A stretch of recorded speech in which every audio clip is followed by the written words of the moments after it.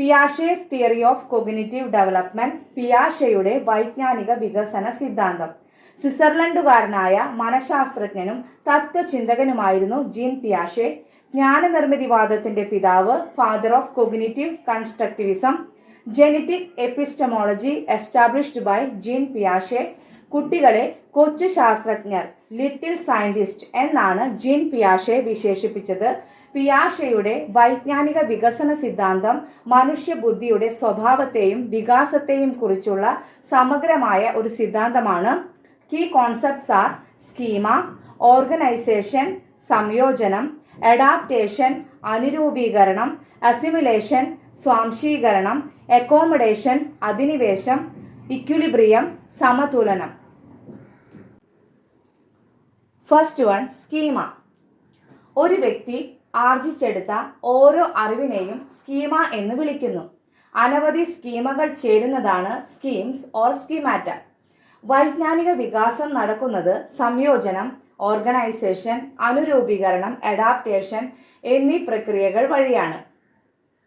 അതായത് വൈജ്ഞാനിക വികാസം നടക്കുന്നത് സംയോജനം, അനുരൂപീകരണം എന്നീ പ്രക്രിയകൾ വഴിയാണ് വൈജ്ഞാനിക വികാസം നടക്കുന്നത്. സ്വാംശീകരണം, അസിമിലേഷൻ, സംസ്ഥാപനം, അക്കോമഡേഷൻ എന്നിവ വഴിയാണ് അനുരൂപീകരണം നടക്കുന്നത്. അപ്പൊ അനുരൂപീകരണം എങ്ങനെ നടക്കുന്നത്? സ്വാംശീകരണം, സംസ്ഥാപനം എന്നിവ വഴിയാണ് അനുരൂപീകരണം നടക്കുന്നത്. അപ്പൊ വൈജ്ഞാനിക വികാസം നടക്കുന്നത് സംയോജനം, അനുരൂപീകരണം എന്നീ പ്രക്രിയകൾ വഴിയാണ് വൈജ്ഞാനിക വികാസം നടക്കുന്നത്. അനുരൂപീകരണം നടക്കുന്നത് സ്വാംശീകരണം, സംസ്ഥാപനം എന്നിവ വഴിയാണ് അനുരൂപീകരണം നടക്കുന്നത്. ഇനി എന്താണ് സംയോജനം എന്ന് നോക്കാം. സംയോജനം, ഓർഗനൈസേഷൻ, സ്കീമകളുടെ ആന്തരിക പുനർവിന്യാസവും കൂട്ടിച്ചേർക്കലും വഴി ശക്തവും പരസ്പര ബന്ധിതവുമായ ഒരു ജ്ഞാതൃഘടന രൂപം കൊള്ളുന്ന പ്രക്രിയയാണ് സംയോജനം, അതായത് ഓർഗനൈസേഷൻ. തേർഡ് വൺ, അഡാപ്റ്റേഷൻ, അനുരൂപീകരണം. ബാഹ്യലോകവുമായി പൊരുത്തപ്പെടുന്നതിനെ പരിസ്ഥിതിയുമായി ഇടപെട്ടുകൊണ്ട് സ്കീമകൾ നിർമ്മിച്ചെടുക്കുന്ന പ്രക്രിയയാണ് അനുരൂപീകരണം. ഫോർത്ത് വൺ, അസിമിലേഷൻ, സ്വാംശീകരണം. ഓരോ സന്ദർഭത്തിലും ആവശ്യമായ സ്കീമകളുമായി പുതിയ അനുഭവങ്ങളെ അർത്ഥപൂർണമായി ബന്ധിപ്പിക്കുന്ന പ്രക്രിയയാണ് സ്വാംശീകരണം. ഫിഫ്ത്ത് വൺ, അക്കോമഡേഷൻ, സംസ്ഥാപനം അല്ലെങ്കിൽ അധിനിവേശം. സ്വാംശീകരണം വഴി അർത്ഥവത്താക്കിയ പുതിയ വിജ്ഞാനത്തെ അനുയോജ്യമായ രീതിയിൽ കൂട്ടിച്ചേർത്ത് വ്യക്തിയുടെ വൈജ്ഞാനിക ഘടനയെ കൂടുതൽ പരിപുഷ്ടമാക്കുന്ന പ്രക്രിയയാണ് അധിനിവേശം അല്ലെങ്കിൽ സംസ്ഥാപനം. അധിനിവേശം എന്ന് പറഞ്ഞാലും സംസ്ഥാപനം എന്ന് പറഞ്ഞാലും അത് അക്കോമഡേഷൻ ആണ്. സിക്സ്ത് വൺ, ഇക്വിലിബ്രിയം, സമതുലനം. ഒരു വ്യക്തിയിൽ നിരന്തരം നഷ്ടപ്പെട്ടുകൊണ്ടിരിക്കുന്ന സന്തുലിതാവസ്ഥയെ പരിശ്രമ ഫലമായി വീണ്ടെടുക്കുന്ന പ്രക്രിയയാണ് സമതുലനം. ഇതിലെ schema, organisation, adaptation, assimilation, accommodation, equilibrium ഈ വേർഡ്സ് ഒക്കെ ഓർത്ത് വെക്കണം. ഇങ്ങനെയാണ് ക്വസ്റ്റ്യൻ വരാ. സ്വാംശീകരണം ആരുമായി ബന്ധപ്പെട്ടിരിക്കുന്നു? പിയാഷെയുമായി ബന്ധപ്പെട്ടിരിക്കുന്നു. അതുപോലെ സംസ്ഥാപനം ആരുമായി ബന്ധപ്പെട്ടിരിക്കുന്നു? പിയാഷെയുമായി ബന്ധപ്പെട്ടിരിക്കുന്നു. അതുപോലെ സ്കീമ ആരുമായി ബന്ധപ്പെട്ടിരിക്കുന്നു? പിയാഷെയുമായി ബന്ധപ്പെട്ടിരിക്കുന്നു. അപ്പോൾ ഈ വേർഡ്സ് നമ്മൾ ഓർത്ത് വെക്കണം. പിയാഷെ സ്റ്റേജസ് ഓഫ് കൊഗ്നിറ്റീവ് ഡെവലപ്മെന്റ്, പിയാഷെയുടെ വൈജ്ഞാനിക വികസന ഘട്ടങ്ങൾ. 4 വികസന ഘട്ടങ്ങളാണുള്ളത്. ഫസ്റ്റ് വൺ, ഇന്ദ്രിയ ചാലക ഘട്ടം, സെൻസറി മോട്ടോർ സ്റ്റേജ്, 0 തൊട്ട് 2 ഇയേഴ്സ് വരെയാണ്. സെക്കൻഡ് വൺ, പ്രാഗ് മനോവ്യാപാര ഘട്ടം, പ്രീ ഓപ്പറേഷണൽ സ്റ്റേജ്, 2 തൊട്ട് 7 ഇയേഴ്സ് വരെയാണ്. തേർഡ് വൺ, മൂർത്ത മനോവ്യാപാര ഘട്ടം, കോൺക്രീറ്റ് ഓപ്പറേഷണൽ സ്റ്റേജ്, 7 തൊട്ട് 11 ഇയേഴ്സ് വരെയാണ്. ഫോർത്ത് വൺ, ഔപചാരിക മനോവ്യാപാര ഘട്ടം, ഫോർമൽ ഓപ്പറേഷണൽ സ്റ്റേജ്, 11 തൊട്ട് അഡൾട്ട്ഹുഡ് വരെയാണ്. ഇനി നമുക്ക് ഓരോ സ്റ്റേജസും വിശദമായിട്ട് പഠിക്കാം. ഫസ്റ്റ് വൺ, ഇന്ദ്രിയ ചാലക ഘട്ടം, സെൻസറി മോട്ടോർ സ്റ്റേജ്, 0 തൊട്ട് 2 ഇയേഴ്സ് വരെയാണ്. അതിൽ വരുന്നത് വസ്തുസ്ഥിരതയെ, അതായത് ഒബ്ജക്റ്റ് പെർമനൻസ് കുറിച്ചുള്ള ബോധം. ഈ ഒബ്ജക്റ്റ് പെർമനൻസ് എന്ന് പറഞ്ഞു കഴിഞ്ഞാൽ വസ്തുക്കളും ആളുകളും കൺവെട്ടത്തിൽ നിന്ന് മറഞ്ഞാലും നിലനിൽക്കുന്നു എന്ന തിരിച്ചറിവാണ്. ഇച്ഛാതീത വ്യവഹാരങ്ങളിൽ നിന്ന് ഉദ്ദേശ്യാധിഷ്ഠിത വ്യവഹാരങ്ങളിലേക്കുള്ള ക്രമമായ പുരോഗതി, പരീക്ഷണങ്ങൾ, അനുകരണങ്ങൾ എന്നിവയുടെ തുടക്കം. ഇതിലെ ഒബ്ജക്റ്റ് പെർമനൻസ് ഏത് ഘട്ടത്തിലാണ് വരുന്നത് എന്ന ചോദ്യം വരാറുണ്ട്. അത് ഇന്ദ്രിയ ചാലക ഘട്ടത്തിലാണ്. വസ്തുസ്ഥിരത ഒബ്ജക്റ്റ് പെർമനൻസ് വരുന്നത് ഇന്ദ്രിയ ചാലക ഘട്ടത്തിലാണ്. അത് ഓർത്തു വയ്ക്കുക. സെക്കൻഡ് വൺ, പ്രാഗ് മനോവ്യാപാര ഘട്ടം, പ്രീ ഓപ്പറേഷണൽ സ്റ്റേജ് 2 തൊട്ട് 7 ഇയേഴ്സ് വരെ. അതിൽ ഫസ്റ്റ് വരുന്നത് പ്രതീകാത്മക ചിന്ത, അതായത് സിംബോളിക് തോട്ട്. ഭാവനയുടെയും ചിന്തയുടേതുമായ പ്രതീകാത്മക പ്രവർത്തനങ്ങളിലേക്ക് കുട്ടി വളർന്നു വരുന്നു. ഭാഷാ പഠനത്തിലേക്ക് നയിക്കുന്ന പ്രഥമ ഘട്ടമാണ് പ്രതീകാത്മക ചിന്ത എന്ന് പിയാഷെ അഭിപ്രായപ്പെടുന്നു. സെക്കൻഡ് വൺ, അഹം കേന്ദ്രീകൃത ചിന്ത, ഈഗോ സെൻട്രിക് തോട്ട്. സ്വന്തം വീക്ഷണകോണിലൂടെ മാത്രം കാര്യങ്ങൾ നോക്കിക്കാണുന്നു. തേർഡ് വൺ, സചേതന ചിന്ത, എനിമിസ്റ്റിക് തോട്ട്.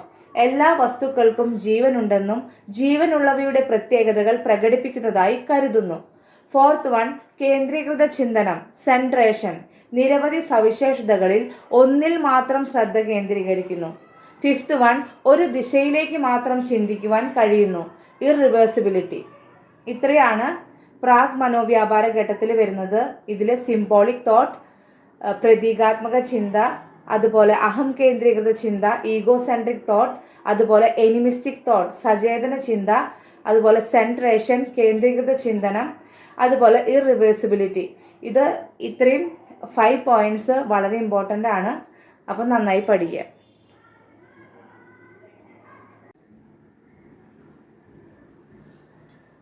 തേർഡ് വൺ, മൂർത്ത മനോവ്യാപാര ഘട്ടം, കോൺക്രീറ്റ് ഓപ്പറേഷണൽ സ്റ്റേജ് 7 തൊട്ട് 11 ഇയേഴ്സ് വരെയാണ്.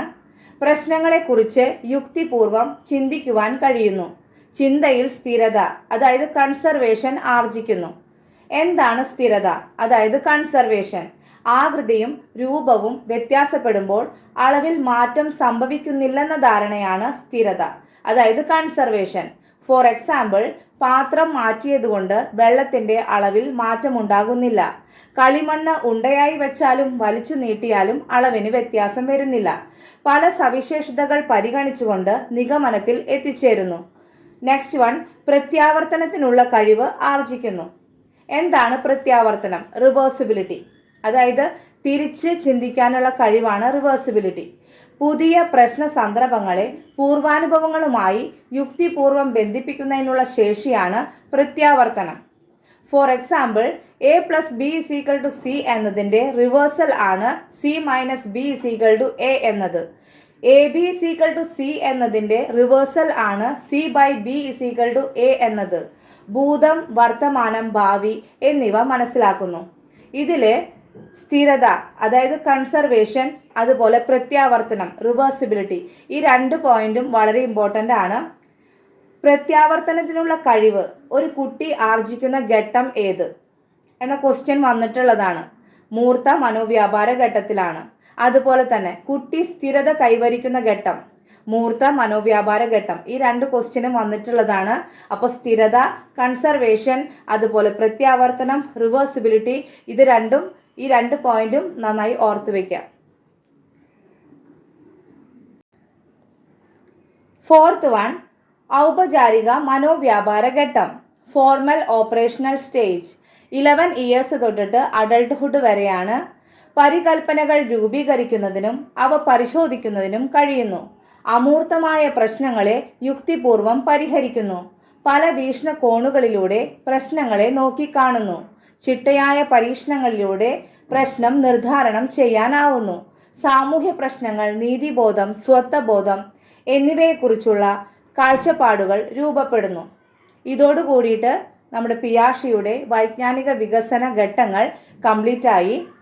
ഇതിൽ വരുന്ന മെയിൻ പോയിന്റ്സ്, ഓർത്ത് വെക്കേണ്ട പോയിന്റ്സ്, സെൻസറി മോട്ടോർ സ്റ്റേജിൽ വരുന്നതാണ് ഒബ്ജക്റ്റ് പെർമനൻസ്.